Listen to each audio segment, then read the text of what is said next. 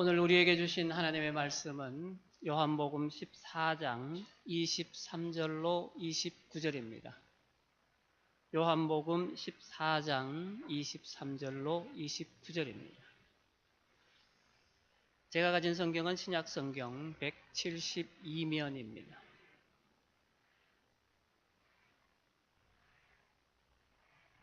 제가 봉독해 드리겠습니다. 예수께서 대답하여 이르시되 사람이 나를 사랑하면 내 말을 지키리니 내 아버지께서 그를 사랑하실 것이요 우리가 그에게 가서 고처를 그와 함께 하리라. 나를 사랑하지 아니하는 자는 내 말을 지키지 아니하나니 너희가 듣는 말은 내 말이 아니요 나를 보내신 아버지의 말씀이니라. 내가 아직 너희와 함께 있어서 이 말을 너희에게 하였거니와 보혜사 곧 아버지께서 내 이름으로 보내실 성령 그가 너희에게 모든 것을 가르치고 내가 너희에게 말한 모든 것을 생각나게 하리라. 평안을 너희에게 끼치노니 곧 나의 평안을 너희에게 주노라. 내가 너희에게 주는 것은 세상이 주는 것과 같지 아니하니라. 너희는 마음에 근심하지도 말고 두려워하지도 말라. 내가 갔다가 너희에게로 온다 하는 말을 너희가 들었나니 나를 사랑하였더라면 내가 아버지께로 감을 기뻐하였으리라. 아버지는 나보다 크심이라. 이제 일이 일어나기 전에 너희에게 말한 것은 일이 일어날 때에 너희로 믿게 하려 함이라. 아멘. 옆에 분들과 인사하겠습니다. 천국잔치에 잘 오셨습니다.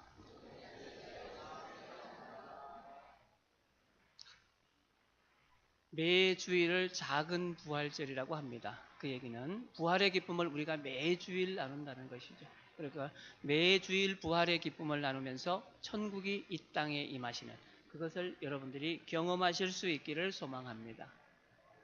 어떤 가정에 두 딸이 부모님과 함께 살고 있었습니다.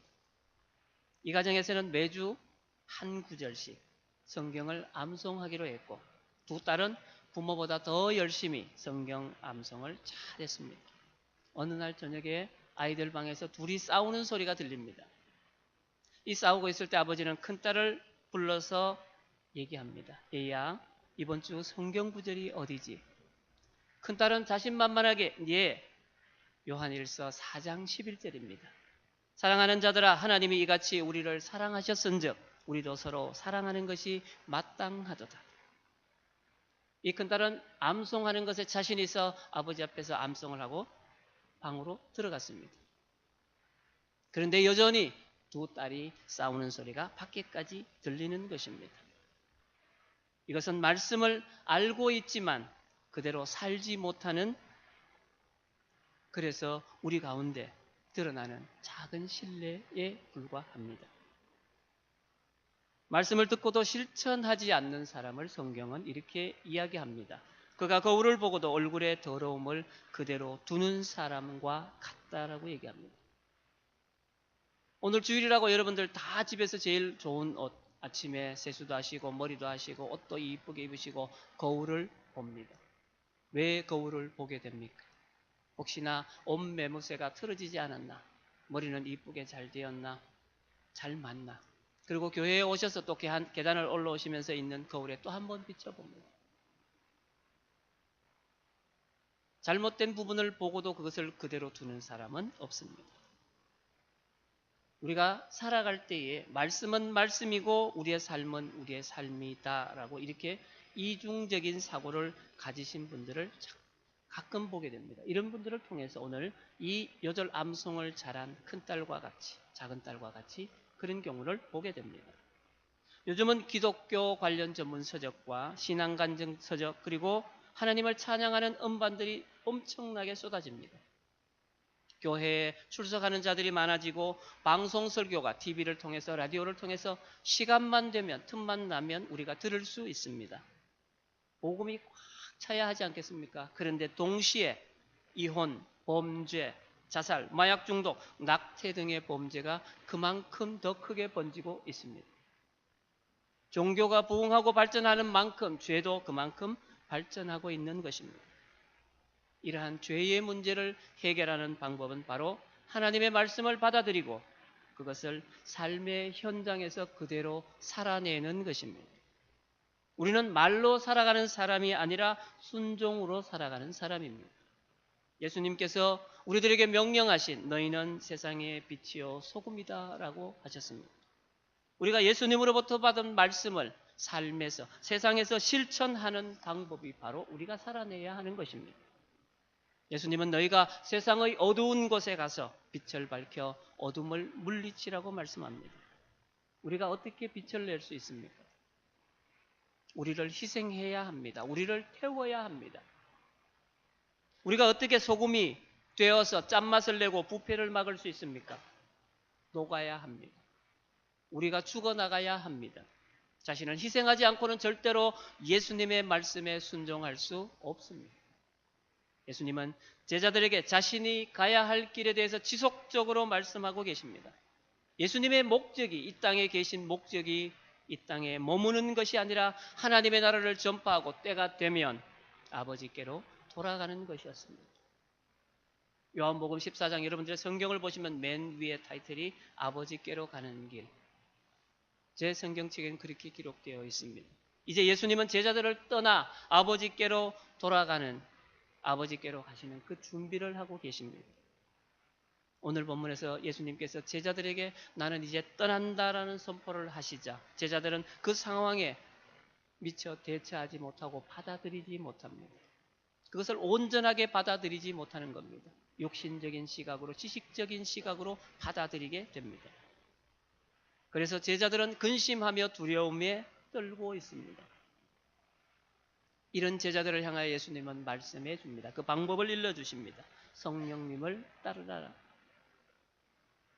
성령님을 따르면 그 모든 문제가 해결된다고 말씀합니다. 그 성령님이 예수님께서 이미 그들에게 가르쳐 주신 모든 것을 기억나게 하실 것입니다. 그것을 회상하며 실천하며 위기 상황에서 그 말씀을 바탕 삼아서 그 모든 난관들을 헤쳐나갈 수 있습니다. 예수님은 분명하게 환영받은 자들이, 예수님을 환영한 자들이 있었던 반면에 예수님을 환영하지 않은 자들도 있었습니다. 그러나 예수님은 언제나 그들 앞에서 당당하셨습니다. 자신에 대해서 불리할 것 같은 일도 제자들에게 알려주셨습니다. 불통이 문제가 되고 소통이 간절하다고 저마다 외치는 시대에 예수님의 이러한 막힘없는 소통은 분명하게 우리에게 본이 되는 말씀입니다. 자신의 고난에 대해서 지속적으로 말씀하셨던, 알려주셨던 이 예수님은 이제 앞으로도 어떻게 일들이 일어날 것인지에 대해서도 가르치고 계십니다. 미래에 있게 될 일들은 그 대적들이 주도하지 않습니다. 이제까지는 그 대적들, 바리새인들과 서기관들, 대제사장들이 그 일들을 주도하고 나갈 것입니다. 그러나 미래에 일어날 일들은 아버지와 예수님, 그리고 그를 따르는 제자들의 관계가 중요한 일들을 할 것이라고 말씀하고 있습니다. 예수님께서 계시지 않는 것, 예수님의 부재에 대한 궁금증, 두려움, 근심에 대해서 염려를 드러내자 예수님은 자신의 부재, 자신이 없을 때 그것을 대신할 아버지께서 약속하신 보혜사 성령에 대해서 오늘 본문 26절에서 말씀하고 있습니다. 제자들은 여전히 그렇게 3년 동안 매일처럼 예수님과 함께 생활했음에도 불구하고 여전히 어린아이 같은 믿음을 보이고 있습니다. 히브리서 11장 1절에서 믿음은 바라는 것들의 실상이요 보이지 않는 것들의 증거니라고 말씀합니다. 우리가 소망하는 것들이 이루어질 것이라고 여기며 노력하며 그것을 성취하기 위해서 열심히 노력하며 기도하는 것이 바로 바라는 것들을 우리가 가질 수 있는, 그것이 실상이 될 수 있는 그 믿음입니다. 여러분, 우리의 믿음은 어느 정도입니까? 여러분들은 하나님이 세상을 창조하셨음을 믿습니까? 예수님이 부활하셨음을 믿습니까? 예수님이 저와 여러분들의 구세주 되심을 믿습니까? 그렇다면 그 믿음에 합당한 것들을 행동하시기를 바랍니다. 내 속에 있는 믿음이 밖으로 드러나야만 그것이 온전한 믿음입니다. 우리가 예수님을 사랑한다면 밖으로 드러나는 표가 있습니다. 여러분들의 자녀들을 한번 생각해 보시기 바랍니다. 연애를 하고 있습니다. 옆에서 보면 연애하는지 뻔히 압니다. 왜요? 분위기에서, 그 느낌에서, 말과 행동에서 연애하는 그 내용들이 드러나기 때문에 그렇습니다. 우리가 예수님을 사랑한다면 어떻겠습니까? 우리를 통해서 예수님을 사랑하는 것을 다른 사람이 눈치챌 수 있어야 합니다. 예수님을 사랑하면 첫 번째가 행동으로 드러납니다. 우리는 예수님을 사랑한다고 고백합니다. 베드로도 부활하신 예수님께서 찾아오셔서 3번이나 시몬의, 요한의 아들 시몬아 네가 나를 사랑하느냐라고 물었을 때 3번이나 예수님 네 제가 사랑합니다. 예수님이 그 사랑하는, 베드로가 예수님을 사랑한 그 사랑을 어떻게 표현했습니까? 예수님께서 그에게 맡겨주신 모든 사람들에게 하나님의 나라를 전파하려 그렇게 살다가 십자가에 달려 죽었습니다. 그것이 베드로가 보인 예수님에 대한 사랑이었습니다. 그렇다면 우리가 하나님 앞에 보여드려야, 예수님 앞에 보여드려야 할 사랑의 증거는 무엇입니까? 우리는 증거를 보여드려야 합니다. 오늘 본문 23절에서 그 증거를 찾을 수 있습니다. 만일 누군가 자신을 사랑한다면 예수님의 말씀을 지킬 것이다. 오늘 이 자리에 함께 있는 우리 중에 누군가가 예수님을 사랑한다면 예수님의 말씀을 지키는 것이 그 증거라고 말씀하고 있습니다. 생각하는 것만, 말로 표현하는 것만이 아니라 그것만으로는 부족하고 행위로 드러나야 한다고 말씀합니다. 다데오라고 불리는 유다, 그는 자신이 이해한 예수님, 그것을 자신의 관점으로 얘기를 합니다. 오늘 읽은 본문 앞절에 있는 22절에 보면 주여 어찌하여 자기를 우리에게는 나타내시고 세상에는 아니하려 하시나이까. 예수님은 메시아고 우리를 구원할 구원자이신데 왜 우리에게만 드러내고 저 알지 못하는, 당신이 왜 로마로부터 우리를 구원할 자이심을 저들에겐 드러내지 않습니까? 자신의 생각대로 이렇게 말하고 있습니다. 그는 여전히 자신의 생각대로 예수님이 이 땅에 오시고 사역하심을 자신의 방법대로 해석하고 있습니다. 우리들 가운데도 하나님의 말씀을 오해하고 곡해하는 분들이, 잘못 이해하는 분들이 간혹 있습니다. 우리가 아무리 오랫동안 신앙생활을 해도, 아무리 성경을 많이 읽어도, 아무리 공부를 많이 해도 진리의 영, 성령이 우리에게 임하지 않으시면 영적인 일들에 관한 것들은 우리가 무지한 상태일 수밖에 없습니다. 우리가 깨달을 수 없습니다. 내가 그저 인지하고 있는 것하고 체험해서 인지하는 것과는 상당한 차이가 있습니다. 우리가 사랑한다는 말을 할 때 진정으로 사랑하면 어떻습니까? 자신을 희생할 수 있습니다. 나를 내려놓을 수 있습니다. 자신을 희생하는 행동이 드러날 때 그것을 진정한 사랑이라고 우리는 말할 수 있습니다.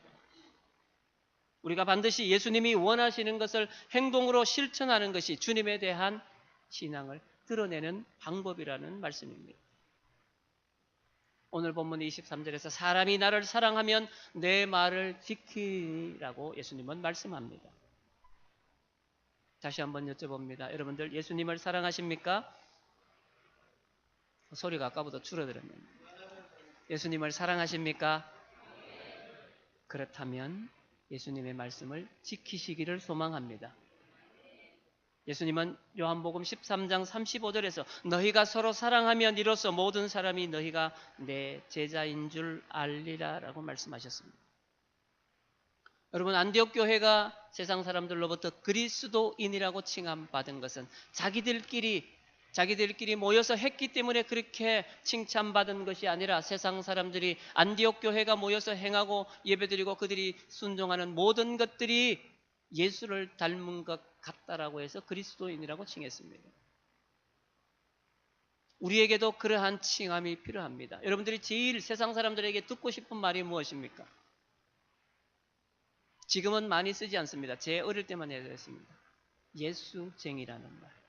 예수의 전문가라는 얘기입니다. 예수에 미쳤다라는 얘기입니다. 그런 표현을 듣는다면 우리는 가장 행복할 것입니다. 그런 얘기를 들으려면 오늘 안디옥 교회처럼 내가 나누고 순종하고 실천해서 나를 죽여서 다른 사람을 섬겨야 합니다.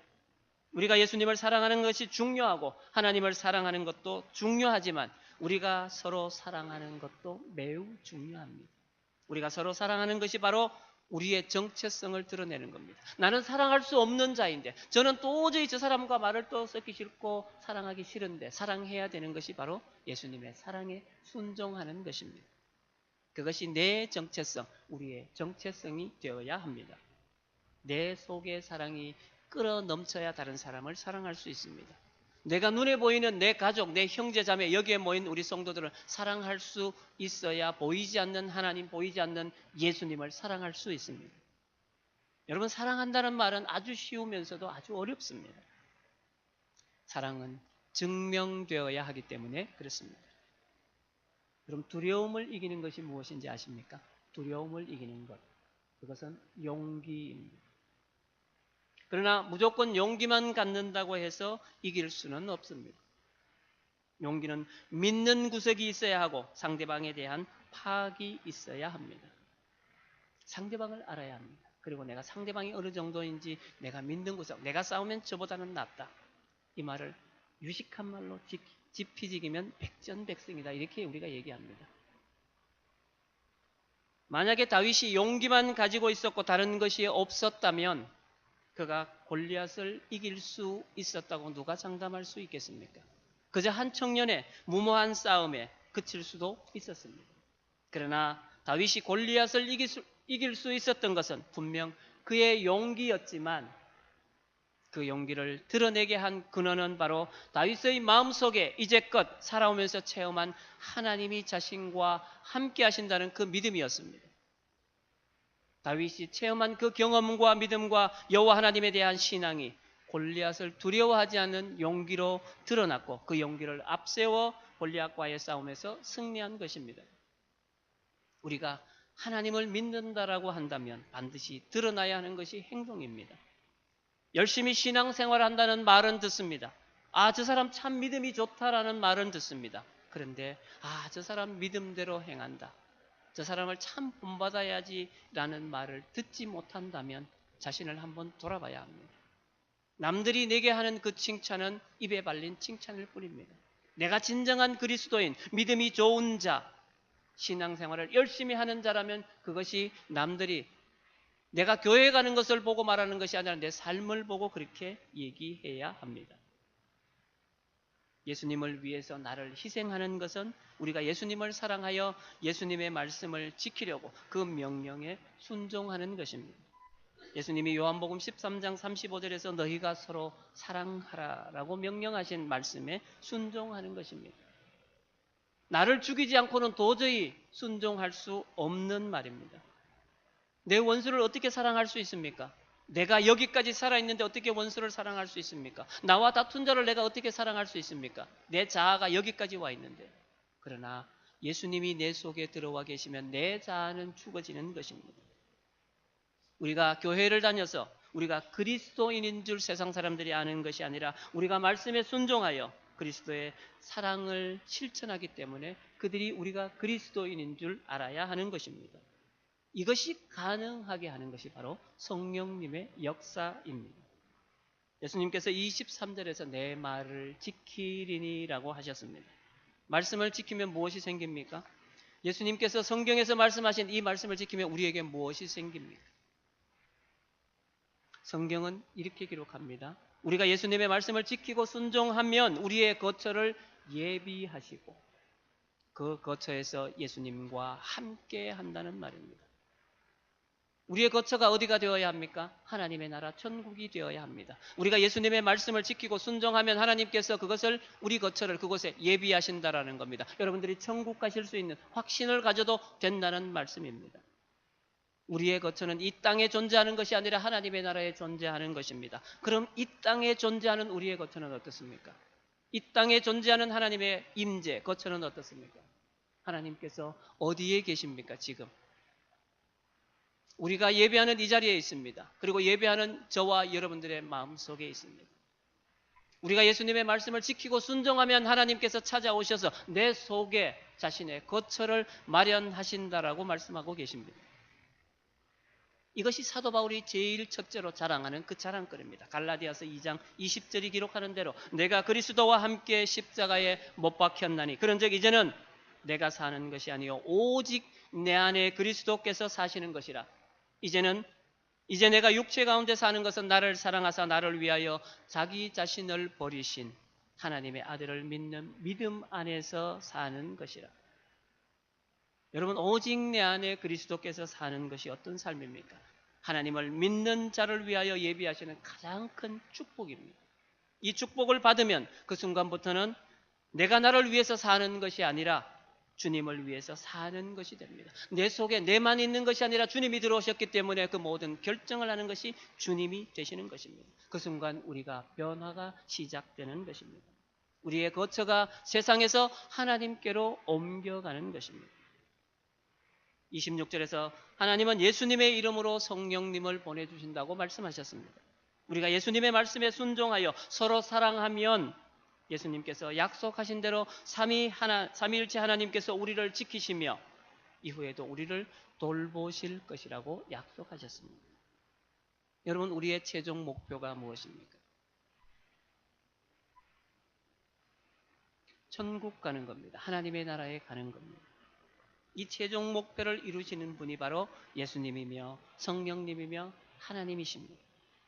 천국에 가는 것은 분명 우리의 노력으로 되는 것이 아니라 하나님의 선물입니다. 그러나 우리가 최소한 기본적으로 해야 할 것들이 있습니다. 그것은 바로 예수님의 제자로 사는 것입니다. 예수님의 제자로 사는 것은 예수님의 말씀을 지키는 것, 순종하는 것입니다. 그 사람의 제자가 된다는 것은 내 생각을 주장하는 것이 아니라 그 사람의 입에서 나오는 것, 그 사람의 머리에서, 사상에서 나오는 것을 내가 그대로 받아들이는 겁니다. 내가 옳다고 판단하든 그르다고 판단하든 상관없이 예수님께서 내게 말씀하신 대로 내가 순종하는 것이 바로 우리가 예수님의 제자가 되는 길입니다. 여러분, 현대는 단절과 불통의 시대입니다. 관계가 단절되고 세대가 단절되었습니다. 소통이 되지 않고 대화가 이어지지 않습니다. 통하지 않습니다. 막혀 있습니다. 이러한 때에 가장 필요한 것이 바로 소통입니다. 관계성입니다. 교류입니다.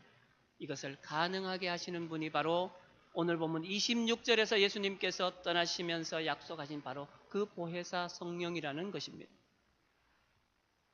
나는 저 집사가 미워서 정말 말도 하기 싫고 꼴도 보기 싫은데 그 앞에 가 있고 그 사람과 내가 말을 하고 있다면 그것은 성령의 역사라는 것입니다. 나는 할 수 없지만 하나님께서 하시게 하실 때 나를 내어드리는 것 또한 우리 제자들의 몫입니다. 우리는 제대로 알아야 합니다. 성령님의 역할을 제대로 알아야 우리가 성령을 사모할 수 있습니다. 세 번째, 우리가 사랑하면 기억나게 하시는 은혜가 우리에게 임합니다. 여러분, 오늘 설교 말씀을 들으시면 어떻습니까? 지난주에 설교를 혹시 기억하십니까? 교회 울타리를 넘어가면서 우리는 다 잊어먹게 되어 있습니다. 그런데 그 말씀들이 우리가 살아가면서 하나씩 기억날 때가 있습니다. 아, 저번에 목사님이 이런 말씀하셨는데, 이런 가르쳐 주심을 주셨는데라고 기억나는 것이 바로 성령의 역사라는 것입니다.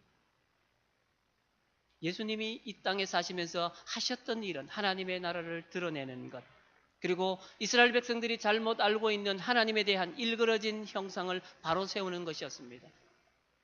하나님은 우리 가운데 안 계셔. 하나님은 저 멀리서 우리를 그냥 보고만 계셔라는 사고가 그들 가운데 있었습니다. 그러나 하나님은 창조 때부터 지금까지 우리와 함께 동행하시고 우리의 삶을 주관하고 계시는 분이라는 것을 예수님께서 그들에게 보여주셨고 가르쳐 주셨습니다. 우리는 제대로 알아야 합니다. 기회가 있을 때 소중함을 알아야 합니다. 오늘 본문을 보시면 배경인 이 밤까지도 제자들은 여전히 아직도 모르는 것이 많습니다. 그래서 내가 아직 너희와 함께 있어서 이 말을 너희에게 하였거니와 계속해서 까먹지 않도록 말씀하는 것입니다. 말씀을 깨닫는 것은 분명하게 복입니다. 우리는 함께 하실 때에 깨달아야 합니다. 말씀을 깨닫는 것, 이것은 우리의 지식과 상식, 우리의 능력으로 되는 것이 아니라 성령의 도우심으로 가능한 것입니다. 우리가 열심히 성경을 읽고 성경 공부를 하고 책을 사서 본다면 우리의 지식은, 성경의 지식은 우리가 이해하고 지식을 얻는 것은 많이 할 수 있습니다. 성경이 지식이 많은 분들을 볼 수 있습니다. 그러나 그 말씀을, 성경 말씀을 깨닫는 것은 그런 지식적인 것으로, 인간적인 것으로 되는 것이 아니라 성령 하나님의 역사로 이루어지는 것입니다. 예수님의 사역은 아버지를 세상에 알리는 것이었고 아버지의 모습과 예수님의 모습을 통해서 하나님의 나라를 세상에 전파하는 것이었습니다. 이제 예수님이 떠나시고 나면 그 모든 일들이 잊혀질 것입니다. 그래서 보혜사 성령님이 오셔서 그 모든 일을 다시 기억나게, 생각나게 하실 것입니다. 바로 이것이 성령 하나님께서 우리에게 하시는 일 중에 하나입니다. 여러분, 기억나게 하면 어떻습니까?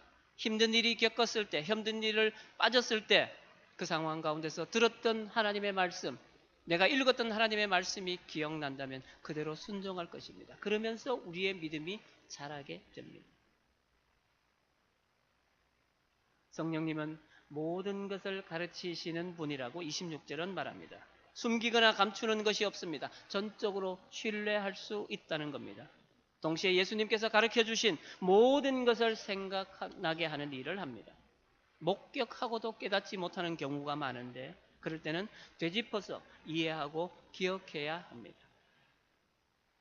마지막으로 사랑하면 평안을 누릴 수 있습니다. 성도는 예수님을 사랑하는 자, 세상으로부터 부름을 받은 자입니다. 예수님을 사랑하는 자는 그 예수 그리스도 안에서 참된 평안을 구해야 합니다. 예수님을 믿는다라고 하는데 예수님이 주신 평안이 내게 없다면 얼마나 안타깝겠습니까? 주님은 단순하게 근심하지 말고 두려워하지 말라고 하신 것이 아닙니다. 모든 어려움을 한 번에 없애줄 그것을 단 한 방에 끝내줄 것을 약속하신 것도 아닙니다. 살면서 경험하는 어려움, 장래에 닥칠 신앙적인 난관, 미래에 있게 될 영적인 전쟁까지 모두 아시면서 우리에게 근심하지 말라고 합니다. 그 해결책을 미리 다 알고 계시다는 겁니다. 내가 함께 하겠다라는 뜻을 가지고 있습니다. 바로 주님이 해답이기 때문입니다. 요한복음 14장 27절에서 예수님은 분명하게 두려움과 근심에 쌓인 제자들에게 말씀하십니다. 평안을 너희에게 끼치노니 곧 나의 평안을 너희에게 주노라. 내가 너희에게 주는 것은 세상이 주는 것과 같지 아니하니라. 너희는 마음에 근심하지도 말고 두려워하지도 말라. 우리가 근심하지도 두려워하지도 말아야 할 이유가 바로 주님께서 주시는 평안 때문입니다.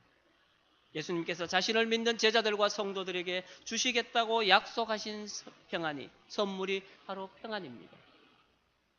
예수님이 우리에게 선물로 보내시는 이 평안, 이것은 우리가 가지고 있는 세상적으로 느끼는 그 평안, 세상이 줄 수도 없습니다.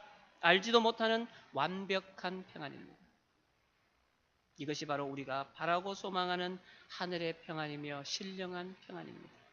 우리가 생각하고 있는, 우리가 상상하고 있는, 우리가 기대하고 있는 그 평안에 훨씬 더 깊고 넓은 평안입니다. 예수님을 거부하거나 온전히 믿지 못하는 자는 누구라도 결코 맛볼 수 없고 막강한 힘과 권력을 가졌다고 해도 그것을 맛볼 수 없고 빼앗을 수 없는 평안입니다. 예수님께서 십자가에 죽으시고 무덤에 장사 지내지고 3일 만에 부활하시고 40일 만에 승천하셨다. 이 사건, 그것을 믿는 자, 예수님의 공백, 부자에 대한 불안한 마음으로 마음이 괴롭고 힘들지만 예수님께서 하신 말씀들이 성령의 역사로 말미암아 하나씩 하나씩 다 기억나고 그것을 통해서 내가 위로받고 그것을 믿고 그 말씀을 지키며 순종하는 자에게 내리는 축복이 바로 예수님께서 오늘 약속하신 그 평안입니다. 우리는 평생을 예수님을 믿는다고 주일에 교회를 찾습니다. 예배를 드립니다. 주중에는 우리가 있는 자리에서 말씀 읽고 기도하고 예배하고 하나님을 찬양합니다. 그렇다면 우리는 어느 정도 예수의 전문가가 되어 있습니다. 예수님을 잘 아는 자가 되어 있습니다. 그렇다면 우리가 누리는 평안은 어떻습니까? 정말로 예수님께서 우리에게 주시는 평안인지 인간적인 평안인지를 다시 한번 생각해 봐야 합니다. 저는 우리 교회 성도님들이 전부 다 하나님의 신령한 평안을 누리는 진정한 예수님을 사랑하는 그러한 제자들이 다 되시기를 소망합니다. 기도하겠습니다. 저희들을 죽음 가운데서 부르셔서 독생자 예수 그리스도를 통하여 구원의 은혜를 입게 하신 사랑의 하나님 감사합니다. 오늘 저희들의 삶을 돌아보게 하시고 우리의 마음속에 있는 하나님에 대한 사랑을 다시 한번 돌아보는 시간이 되게 하여 주시옵소서. 세상에서 살아가는 6일 동안 예수 그리스도께서 영원한 생명수이신 것을 잊지 않게 하시고 하나님을 사랑하여 예수님의 말씀을 지키며 순종하는 자에게 하늘의 신령한 평안을 주신다는 사실을 잊지 않게 하시고 세상 열방은 오직 예수 그리스도만을 통해서 구속받는다는 사실을 잊지 않게 하셔서 늘 말씀을 기억하고 묵상하여 복음의 그늘에서 하루하루를 살아가는 지혜로운 주의 자녀들이 되게 하시옵소서. 예수님의 이름으로 기도드립니다. 아멘.